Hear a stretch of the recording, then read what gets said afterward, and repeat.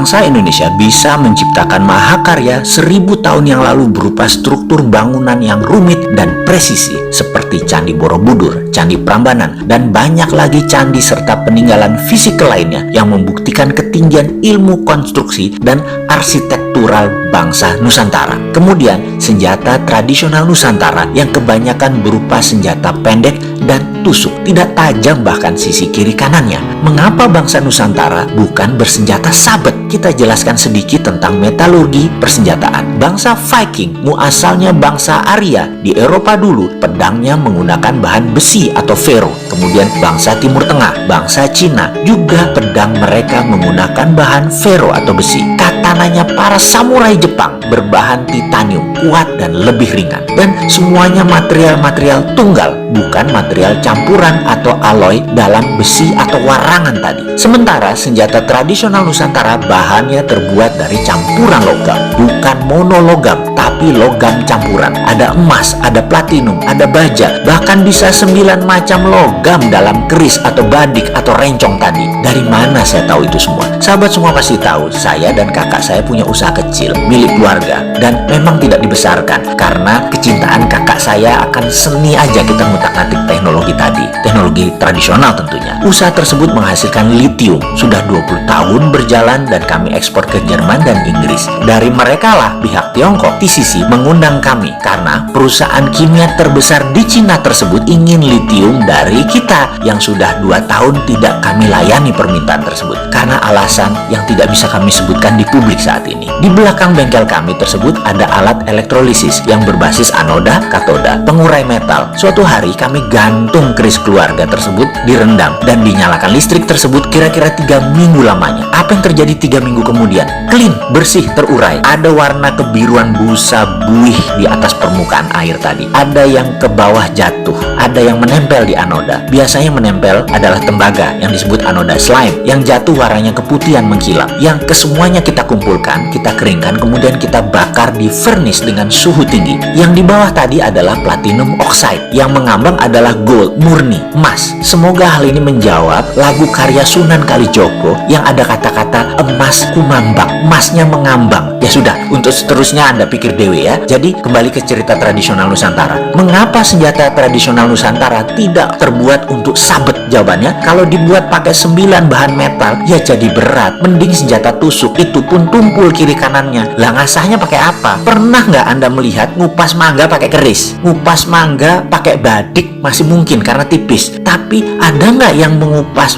buah tadi pakai keris? Ada orang nggak tajam kiri kanannya. Oke, kita lanjut. Di sisi lain, karena itu senjata tradisional bangsa Indonesia diperlakukan seperti pusaka di semua wilayah. Ya memang karena mahal barangnya. Kembali ke sejarah Nusantara, sumber daya alam yang berlimpah tadi, terutama mineral, Gajah Mada tahu memanfaatkannya untuk mempersatukan Nusantara. Wali Songo memakainya untuk mempersatukan umat, dan Presiden Soekarno memakainya untuk mempersatukan kekuatan nasional melawan imperialisme. Lalu ada pertanyaan, setelah Gajah Mada dan Hayam Wuruk Majapahit itu pudar, setelah Soekarno yang membangun Indonesia menjadi negara terkuat di Katulistiwa itu pudar atau selesai masa jabatannya, Indonesia saat ini mengapa menjadi negara di tengah-tengah saja? Mengapa Indonesia menjadi negara mediocre? Apa karena orang pinter, free thinkernya tidak mendapat porsi bermain? Para inventor banyak dibatasi, para pembaharu reformer nggak banyak bisa bergerak karena aturan dan ketidakberpihakannya negara. Apa karena semua aturan-aturan negara tadi seakan untuk kepentingan sekelompok orang dan pesanan pebisnis asing-asing? Inovasi penemuan tidak banyak yang mendunia. Saat ini Indonesia ini negara pengekor bukan, negara imitator bukan, negara inovator bukan. Mau kemana nih arahnya? Kita ini hanya jadi pasar aja ya. Kita mencoba mengingatkan, bangsa besar bukan karena sumber daya alamnya, bukan karena letak geografisnya, bukan karena siapa temannya, tapi bangsa besar karena pemimpinnya visioner dan membangun sumber daya manusianya maksimum, bebas berkarya. Kemudian pemerintahnya membangun infrastruktur sesuai potensi anak bangsa. SDA, sumber daya alam, dan letak geografi yang strategis itu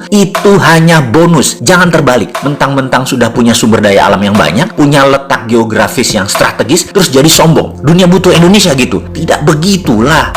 Siapa lebih penting daripada what atau apa? Saya ingat pesan kakek saya, seorang kiai kampung, berkata, siapa yang kamu kenal lebih menentukan jalan hidupmu daripada apa yang kamu tahu. Siapa Indonesia? Mana revolusi mental yang tahun sudah berjalan ini. Malah terbelah dua bangsa ini sejak 2017 zaman Pilkada Jakarta dan Pilpres. Sampai saat ini luka menganga. Ke depan, maukah kita bantu negara ini selesaikan perbedaan, bangun peradaban, berani mendengar sesuatu yang beda, berani menerima pendapat ilmu lain dari otot pengetahuan yang lain, siap berbeda berdasarkan ilmu, berani lengser seperti staf sus milenial ketika salah, berani tanggung jawab atas seluruh hutang yang diambil atas nama pemerintah ketika nanti sudah tidak menjabat, ternyata anak cucu nggak dapat apa-apa malah nanggung kewajiban besar. Bayi baru merocot saja sudah dibebani hutang 14 juta yang ternyata semua itu tidak sanggup dibayar oleh anak cucu kita. Bener deh, kalau hutang produktif di akhir jabatanmu pasti lunas. Kalau hutang nggak tahu juntrungannya di akhir jabatan malah meludak. Siapa yang mau nanggung? Naik malah jumlah hutangan dan kewajibannya. Pokok dan bunganya naik di akhir jabatan. Siapa yang mau bayari, bos? Partai pendukung, fansmu, buzzer rupiah mau bayarin itu semua. Kok nggak takut ya sama tanggung jawab yang nanti melekat ketika tidak menjabat lagi? Wahai yang terhormat politikus, suatu hari Anda tidak berkuasa lagi karena kalian pasti tergantikan. Kalian nanti tua seperti juga saya nanti. Kalian nanti tidak berguna juga. Kalian dilengserkan juga. Kok nggak takut ya buat keputusan yang memberatkan rakyat? Pejabat-pejabat ini nanti ketika tidak menjabat. Mantan pejabat tertinggi BUMN kemarin buat hutangan haram jadah gedenya. Mana buktinya kalau jadi produktif sekarang? Semua BUMN karya-karya itu berhutang semua saat ini. PLN bahkan 600 triliun hutangnya. Gila, itu aset negara atau perusahaan yang nanggung? Ujung-ujungnya negara yang harus nombokin ini semua. Pejabatnya anjrit, bos-bos BUMN hartanya masih asik, gajinya gede, jamnya bisa miliaran. Mengapa enak-enak nggak nanggung atas keputusan yang dulu kalian buat? Jadi solusinya bagaimana? Mumpung masih panjang masa jabatan, mumpung corona masih dimainkan para globalis, mumpung Trump mau bedel Cina, mumpung Tiongkok kumpulin semua arsenal senjata-senjata ke pantai timur, begitu saling serang, peluru Tiongkok bisa memusnahkan armada laut Amerika dan peluru Amerika bisa meluluh lantakan kota-kota di timur Tiongkok. Mau si Sontoloyo ini bantu kan? Ada syarat, ganti semua pemain liga utamanya, bos. SDM pengganti dan sistem baru masuk. Bagaimana? Kalau SDM yang masih ada sekarang di liga sekarang ini, kalau strateginya juga masih kayak sekarang ini, ya monggo dilanjut deh. Kita ini tipenya penyerang soalnya, nggak tahan main bertahan.